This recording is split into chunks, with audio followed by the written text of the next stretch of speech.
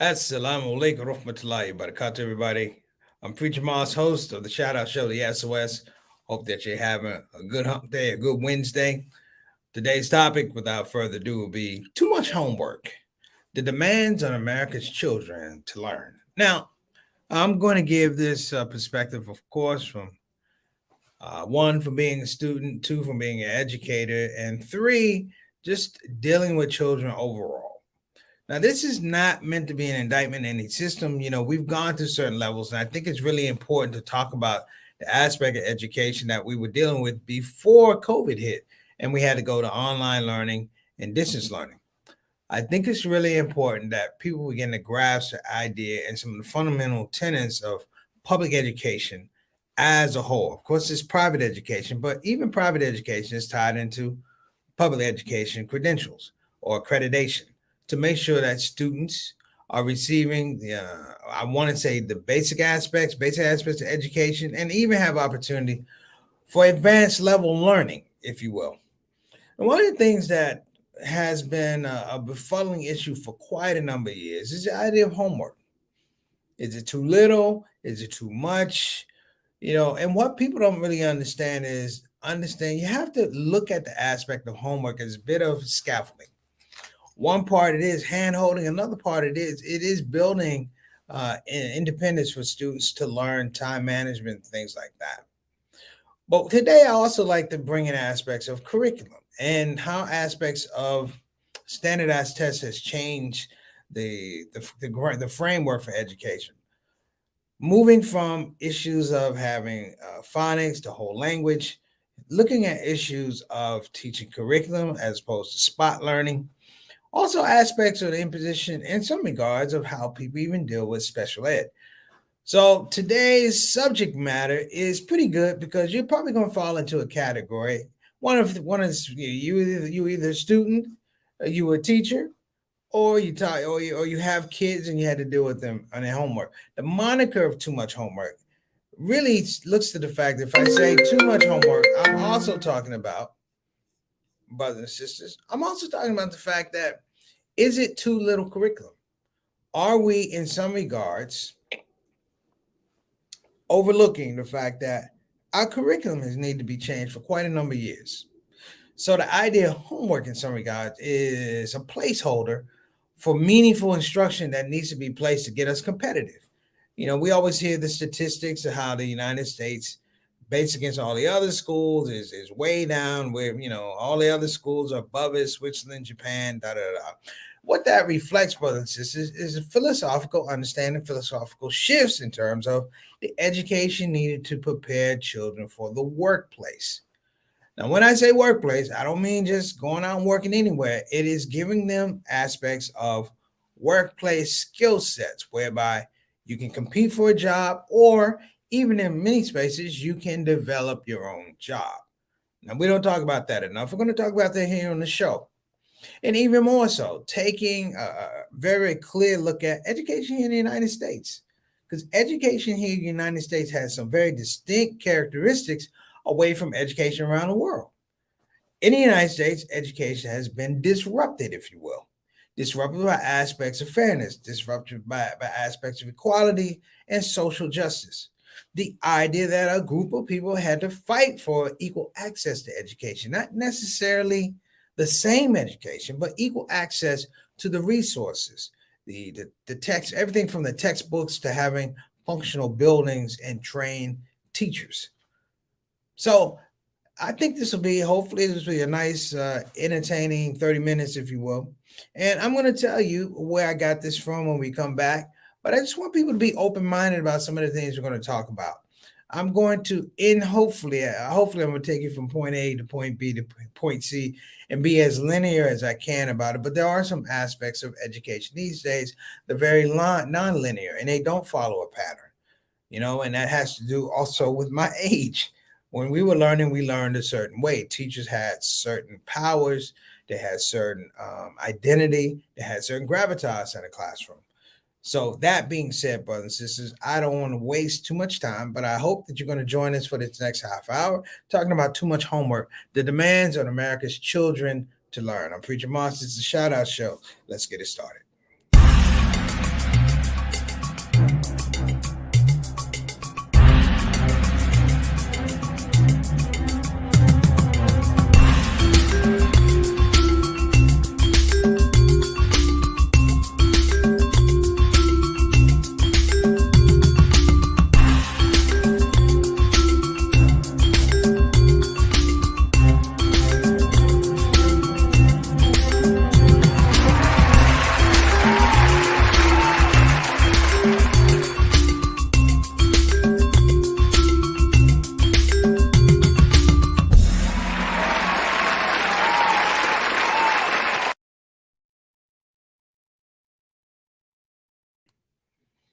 All right, brothers and sisters, thank you so much.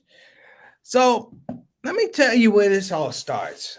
This all starts actually from an article that was sent to me from one of our shout out show family, Brother Altaf Rashid sent an article. I think it was from Newsweek, and it was called "Too Much Homework."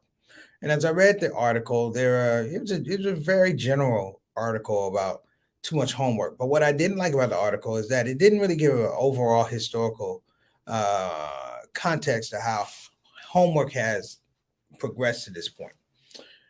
Now, when I say progress to this point, I'm pulling in my experience. I hope you pull in your experiences to begin to understand how education, the idea of education, has changed over the years. Access to education has changed over the years. In fact, the philosophical understanding context of how we educate ourselves, how we educate each other, seems to, it traverses different places depending on the situation. Here in the United States, we see that in some regards, education is trying to be framed whereby it's supposed to be a gauge for patriotism. It's to be a gauge to let people feel a certain way about their whiteness or things like that. You see now, and it's not even taught in elementary school, but you see parents talking about we don't want critical race theory in the schools. Well, that's to say that you don't want accurate history. That's a whole nother discussion. I began when I was in the ninth grade. In the ninth grade at St. John's College High School, I went to military school. I was pretty much bored to death, seventh and eighth grade. But I did what I had to do. I abhorred homework, brothers and sisters. I hated homework. And this is why I hated homework. Because I felt like what was given to me wasn't really expanding the way I was thinking. Now, of course, you can say that. I can say that. And I'm being honest because I was seventh and eighth grade. I was young and arrogant and stupid. I thought I knew everything. So if it didn't come to my liking or the instructor style didn't come to my liking, I didn't necessarily gravitate to it. I did the work, but I did not like homework. And here's the reason I didn't like homework, and it carried over to actually when I was a teacher. The homework never ever really reflected the teacher's understanding of my learning pattern. Let me say that again. It never really reflected the teacher's understanding of my learning pattern, how I learned, how I thought. You see, in the larger scope of teaching, you literally have to ask the students, teach me how to teach you. Now, ironically, this is a case that happens in special ed because special ed kids, particularly when I taught severely most disturbed kids, you were going by everybody else's anecdote and you had to get away from that and ask the student what it is you like and how do you like to learn.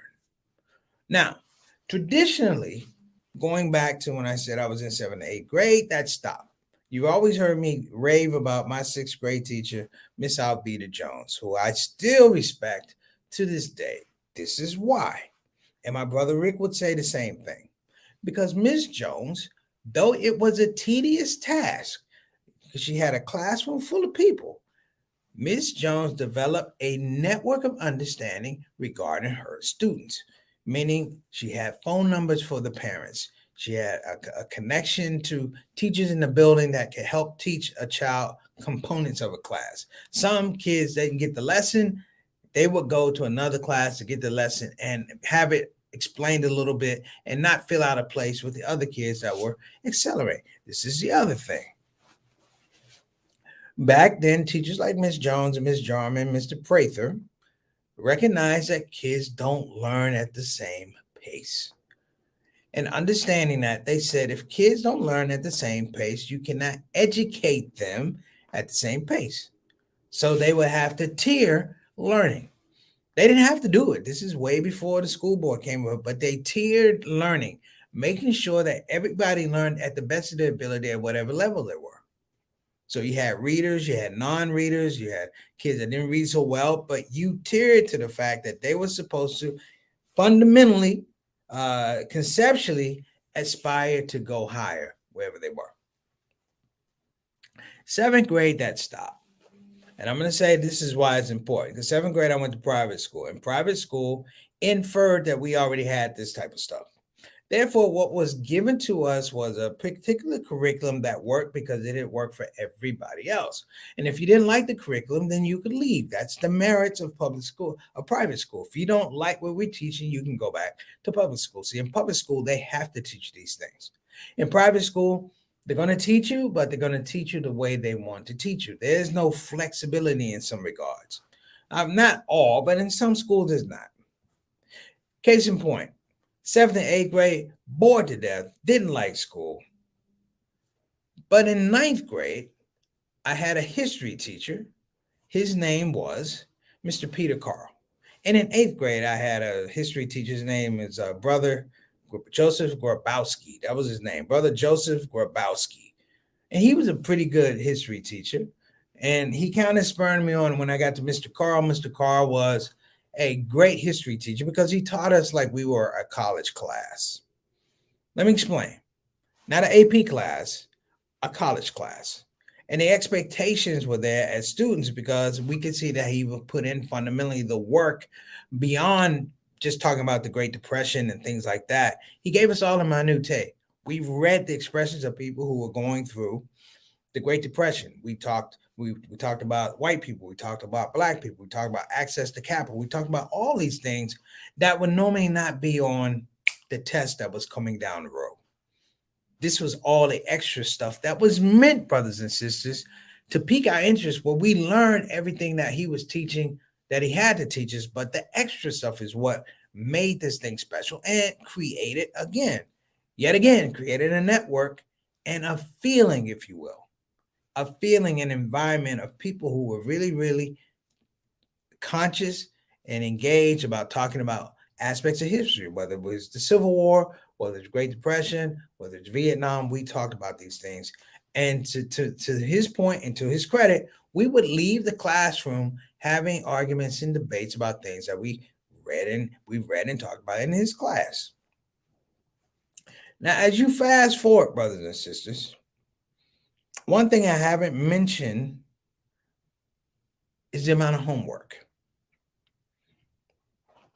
And the reason I didn't mention the amount of homework, and I don't want parents and teachers to get upset, but homework is about retention in a lot of regards. It's about retention.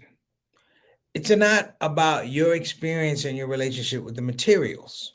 It's about retention. When you do a class project, that's not really homework. A class project requires that you take the acquired knowledge over here and you apply it in a very open way, general way, a creative way. And it's a reinforcement of what you learned over here. I want to say maybe about maybe around 1990. There was a movement, brothers and sisters, where the whole thing about education got switched up. You went from things like phonics to whole language learning and things like that. So you had educational philosophies that switched up. So kids didn't learn, the consonants and stuff like that. They wrote, and by writing, you would learn the words, and it's a whole big hodgepodge. You can argue however you want to. What happened, though, and what people don't talk about, is that traditional piece went from there to now, brothers and sisters, the curriculum reflects that people will be judged, good or bad, on student testing. They'll be judged good or bad on student testing, which means you had several generations of teachers now, unlike Mr. Carl, unlike Brother Joseph Grabowski, who had to teach to a curriculum. Let me explain. Teachers like Miss Jones, Mr. Prather, and Mr. Jarman, and even my Aunt Dottie, God bless her, they hand wrote their tests. Do you hear what I'm saying? They hand wrote their tests. And they would take it to what was that? It wasn't even a photocopy machine. You would put it down there and you would make your copies like this and it would spit them out. I can't even remember. But they customed the tests to really engaged the students' learning, and it really moved to the fact that they were supposed to engage in this material. You're supposed to learn this material. And much the same as the judicial system with, mandatory sentencing, you now take education out of the hands of the teachers. And so political movements, if you will, now pushed an educational agenda that was not working. And in some regards, overlooked the historical path that education had come through. Just like we're arguing now about state of Texas taking Martin Luther King out of the textbook, and there's no Malcolm X, there's no Susan B. Anthony. I want you to understand that a history that's devoid of people who've had to fight for their rights and their liberties is not history at all. And that education, brothers and sisters, is a lot of what we're dealing with right now. That's what's being thrust upon us. I call it, brothers and sisters, I call it white flight education. Because white flight education is very concerned with maintaining a conceptual, I want to say, grip, if you will, a stranglehold on the fact that they're not a part of history that changed society for the better. They're not. If you're holding on to it, you don't want it to change. So you're not going to hear about Latinos. You're not going to hear about blacks. You're not going to hear about women, and you're not going to hear about LGBTQ. Well, you are, but I'm going to say this: these people have put a stranglehold on education, and the way that they put a stranglehold on education, hear me now, is that they increase the workload for the student, and the workload for the student is homework. Drown these kids with homework. And don't get me wrong, I believe in homework, but I believe in balanced approaches to homework. I believe if a kid has to do a nightly assignment for 2 days, the following week, that person should be writing a paper that's 2-3 pages. I believe if you're doing math problems over here, then it should be word math problems over here. And that there be a balance and a space, hear me now, whereby the teacher is able to effectively engage how that student learns. A teacher that's always grading papers, brothers and sisters, homework. And I know Althoff is on here, but a teacher is always grading homework papers. Is a teacher that's drowned in student busy work. What Mr. Carl did back in the 9th grade is he gave us a syllabus. And in that syllabus, he told us when homework due, when papers were due, when we had to turn in a subject matter. And he said, I will be talking about these things right here. And you had the choice to take notes or not take notes, take great notes or not take great notes. But you were held responsible and accountable that when the conversation came, which may not be a physical conversation, but you're defending in a paper your position, then you better be on your stuff. And all this stuff, this busy work over here, unless it lends itself to the fact that you are mastering and taking ownership of the material, it doesn't mean anything. Literally, grades are for a different type of market, if you will. If you learn the material, brothers and sisters, and this is public school, and only in public school and education do you get grades because you took tests. It's not that you took tests over and over and over and over and over and over and over again. That's not what I'm talking about. It's that we're going to test what you know. It's not testing what you know. It's testing what you remember. See, being able to test what you know will require that a different scenario be put before you, and you have to work through the nuances of that situation based on what you learned over here. What skill sets can you take from over here and make them applicable over here in terms of your problem solving? That's why word problems in math is so important. And they began to move away from that. But the idea, brothers and sisters, and this is where the teacher part comes in, I watched a not too subtle move away from being able to have custom educational relationships with teachers and custom educational relationships with parents and students. I give a shout out to Miss Reed, my reading resource teacher, my first year, who taught me about doing home visits. And it was here that I realized herein lies the problem, that we've alienated the parent, brothers and sisters, from the learning process of their children. We alienated them. And we only go and visit a parent oftentimes when the damage is done. A child is in crisis. Your child is failing. Your child has a D. Your child is this and that. We go to them with a failing product and we say, here is your failing product. Fix it. And when you fix it, send it back to class. And that's the way education has become. We now endorse and produce failing products. So people want to talk about everything that's going on with COVID and kids having to doing, online learning and stuff like that. Let me tell you something. Kids learn online anyway. You don't believe me? Check the social media. You don't believe me? Look at how kids can function with technology. They get information from YouTube and TikTok and things like that. People go, oh, you got to sit in front. If you weren't there, they'd sit in front. You have legions of kids that sit in front of computers and play video games all day, very complicated video games. And no knock on YouTube or TikTok or video games.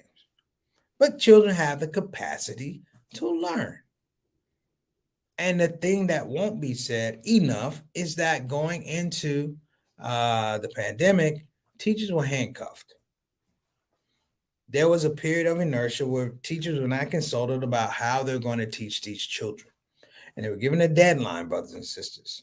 And that deadline, and I'm gonna continue with this, but that deadline led to a lot of teachers leaving the public education system because they felt like they couldn't teach, not effectively, but they couldn't teach safely. Think about that. Let's get into our shout out show, fam. Let's get into the comment section. What we got today? We got Sister Ree. Assalamu alaikum. How you doing, Sister Ree? Hope you're doing well. What's that menu looking like for this weekend? Sister Ree is doing that food thing, but not that food thing, that food thing. That's what we call it. The food thing. THANG. What you got on the menu, Sister Ree? And if you guys want to know what she is, she's at 239 Greens Road, Houston, Texas, the international market. Ree, stop arguing with the Mexican brothers. You got when they always say something, you gotta put a fried chicken piece in their hand and they'll eat it and they go, see, Ree, see, Ree, see. All right. Next up, we got my little brother JT. What's going on, Johnny? JT, Johnny L. Thomas, my main man. Good to see you on the spot. Thank you for coming in and being a part of the show.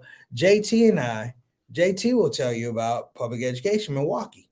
Now, he was able to successfully put his kids in charter schools and private school, but you have to ask, what's the motivation? Why not, a good public school? And a part of it had to do with, in the private school situation, you have leverage because you are paying tuition, but you have a different type of teaching environment and a different type of peer learning environment. So Justin graduated from Milwaukee University School, and my guy Jordan, he's coming through. He's looking good in his junior year, brothers and sisters. JT, thanks for coming on the show. Wa alaikum assalam wa rahmatullahi wa barakatuh. Satana, who we got next? Adam Khan. Adam, did you graduate school? I meant to ask. I'm messing with you, brother. I know you did. Adam's my home man, my home slice up there in Ontario, brother. Good to see you, man. Let me know what you think about this education. I know you have something to say. All right, next up, Altaf Rashid. Wa alaikum assalam wa rahmatullahi wa barakatuh. Altaf, it is your Facebook Messenger email link that you sent to me that sparked this conversation about too much homework. And I would say, anybody, if you have a subject matter you may want me to talk about, you can hit me on Facebook Messenger. You can hit me on Permissible Laughter at gmail.com. Is that right, Satana? Okay, permissiblelaughter@gmail.com, or you can hit me on Facebook or whatever. If you have something that you think is a good subject matter, give it to me. There's a good chance I'll turn it into a show. So let me tell you, Brother Altaf, thank you for sending in that article. She's not on the show today, but Sister Rabina sends in things all the time that sometimes we have some shows about. We have some good shows about. So If you have some things you want to talk about, don't feel shy. Send them to the shout out show. Next up. All right, we got Mama Son, better known as Mary Moss. My mom talking about unfortunately many children memorize a little with little ability to apply it and little time to really learn. Soon robots will be teaching our kids. They already teaching our kids. But she's right though. She's right. There is I talked to somebody um who's an old school teacher. They always bring up Carter G. Woodson's miseducation of the Negro. And he talks about, okay, there's the aspect of the Negro, but he really talked about the compartmentalization of how people thought Negroes learned. And that became the big break when Black people were trying to do education. Black people had to develop their own curriculum that one told them that they were correct to learn, number one, and then number two, to be fearful and really be you have to be suspicious of people who are bringing you materials that are not good materials, who are giving you stuff that it's not research. I mean, literally, I joke. I said, "Would you go to a dentist that has crooked teeth? Would you? Would you?" I wouldn't go to the dentist with crooked teeth. I wouldn't buy an album from a rapper that stuttered. I'm saying, brothers and sisters, that there was a movement back in the day to destroy HBCUs in efforts to educate young Black youth coming up out of the slave fields, the plantations. Somebody's going to write a book one day. Hopefully soon. I can't say it's going to be me, but somebody's going to write a book one day that's going to talk about the miracle of African Americans to come up out of slavery and educate themselves in a system whereby in less than 100 years they were able to vote and develop colleges and universities. Somebody's got to do that. All right, thank you, Mama Son. Next up, Fight the Power word. What's going on? Fight the Power. You're part of the Shout Out Show family. I just got to let you know that. You come on anytime you want to. What's Fight the Power talking about? The teaching is geared towards a standardized test, yes, and not taking into account the level of understanding of each individual student and how that student comprehends and processes information. You're 100% correct. If I had the power, if I was a superintendent and I had the power, brothers and sisters, I would make sure every student, along with having a standard curriculum, that every student will have an IEP. And IEP stands for Individualized Education Program, whereby you do have the base learning, but the IEP in special ed, IEP is used because the idea that special ed children can't learn in regular education environments. Well, I feel like, the IEP should also be used for kids who not only can learn in regular education environments, but can exceed them. You see what I'm saying? They can exceed regular education environments. And I'm not talking about gifted and talented and stuff like that. I'm talking about kids that can work above the curriculum. You're going to have kids that do gifted and talented in school and and you'll have the competition for those. That's not what I'm talking about. I'm talking about not hamstringing kids who are fundamentally and clearly able to work above the type of work that you're giving them. And we stop hamstringing these kids and we put them out there and we lend to their creativity. And I want to say the robustness that they want to learn more. All right. Thank you, Fight the Power word. Sister Chan developed said, my 77-year-old dad said his teacher taught kids how to spin. All right. 50, clean the hair, body, clean the hair, body, clean their body, respect. Yeah. Okay. Now, Sister Chan, I'm gonna say something real quick. They don't necessarily teach health and hygiene in school anymore. They don't. When a kid comes into school and a kid is soiled or a kid doesn't smell well, they don't send them to the nurse like they used to. Back in the day, our collective of teachers, we used to bring extra clothes for when kids had accidents and things like that. Nowadays, check this out. When a kid comes to school that looks dirty, that looks malnourished, out of pocket, they call Child Protective Services. They call Child Protective Services. One of the most frustrating things you're ever going to have to do as a teacher is try to talk Child Protective Services from taking the child out of your classroom to make them go away, if you will. Because sometimes, parents do the best they can. I'm saying this is away from cases of abuse and things like that. But sometimes a kid just comes and doesn't have his act together or her act together, and they just come to school. They're just catching a bus. We used to have an intercession whereby, and let me throw this out there, and I could be totally wrong, but there was a sense of community within the school. There was a sense of community within the school. And it was rather easy, that you can pick up and call a parent to say, can you send clothes, or we'll use the clothes here, or can I send the clothes we have here, and can you wash them and send them back? Do you see how revolutionary this isn't? And you talk young men to be men. You talk young ladies to be ladies. That's probably another show. Isn't it, Satana? That's probably another show. All right. So too much homework, the demands of Americans' children to learn. Listen, brothers and sisters, we already hit our 30-minute mark. I want to thank everybody for checking this out. And, feel free to debate this with your friends and family, because the world is a classroom, right? We teach by learning how to engage with creation and the things around us. Our skill sets are really about our efficiency in learning how to deal with people and situations and scenarios. And this is us as adults. It's the same thing with kids. So, as I said, too much homework? Yeah. But it's too much homework when there's not a balance. It's too much homework when it's not tied into the teacher's ability to engage and enhance the learning experience that a child has. It's too much homework, brothers and sisters, whereby you teach it to a curriculum to satisfy the tenets of a test, to show that a child's learned something, to show that a child's retained something, but they haven't necessarily mastered it. Okay, well, let's get to our comments today. Well, we got to our comments. So let's get to our sponsors of the day. I'm running a little bit behind, so forgive me. I apologize in advance. Call BeFinanciallyIndependent.com. Again, that's BeFinanciallyIndependent.com.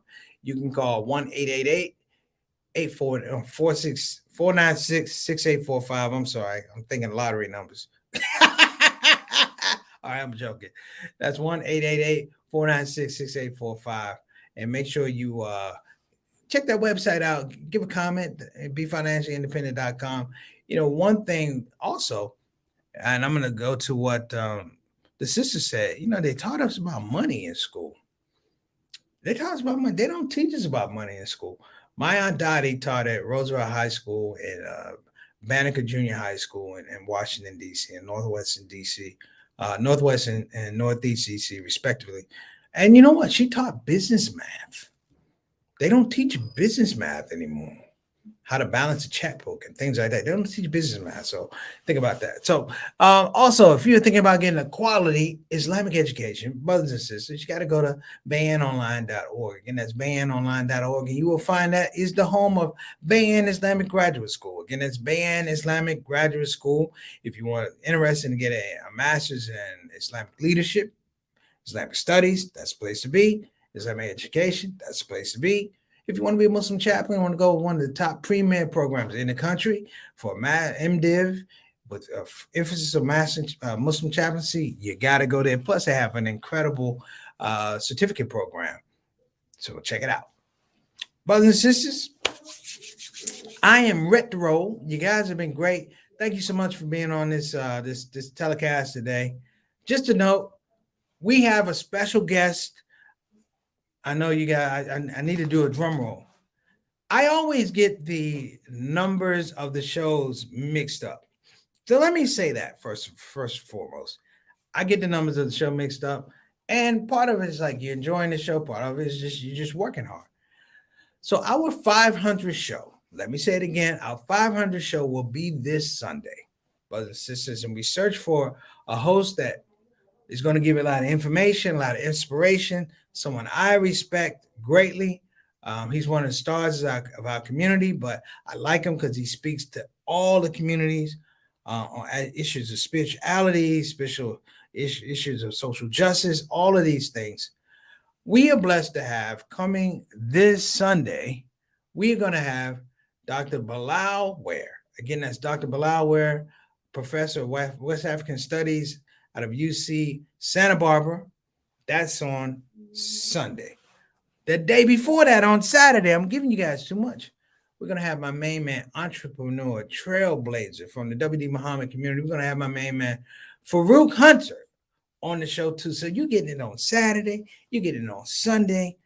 You can thank us later. Big shout out to Sister Satana for locking down Brother Farouk. Big shout out to my main man, Dr. Bilal Ware. When I said, hey man, we're doing our 500 show, we want to have you, he said, done. So look in your social media for those flyers, brothers and sisters.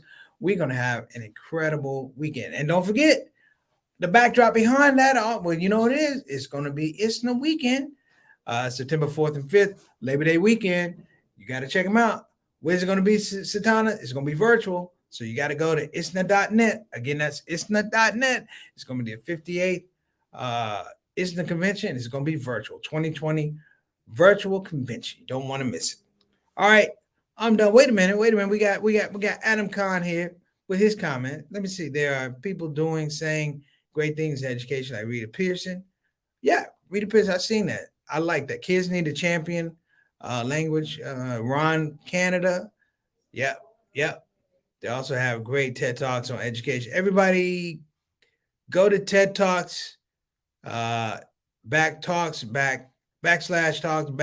Rita _Pearson. Every Pearson every kid needs _a champion. All right, I got you in there, my man. Thank you so much, brothers and sisters. I will see you tomorrow if it's Allah's will. Have a great day. Assalamu alaikum wa rahmatullahi wa barakatuh. Assalamu alaikum wa rahmatullahi wa barakatuh, everybody. Hope you're having a wonderful day. If you're not, I know how to make it brighter. That's right, brothers and sisters. The 2021 ISNA Virtual Conference is coming to you Labor Day weekend. Now you're saying, preach, a virtual conference? Absolutely. Which means that we can be seen anywhere, anytime, by anybody, and it doesn't cost you anything. What am I saying here, brothers and sisters? I'm saying you have an opportunity to tie into your legacy. This is not just the Islamic Society of North America. This is your legacy. Protect your legacy, grow your legacy, and make sure that you're coming through and tell people, everybody, that the person that told you this was a good-looking Muslim man. He might have looked like Preacher Moss, who's also a good-looking Muslim man, but you tell him, no, it was Mr. ISNA. That's right. Make sure you're at the ISNA Virtual Conference 2021. You don't want to miss it, because this is your time to be just as good-looking as me. Take care.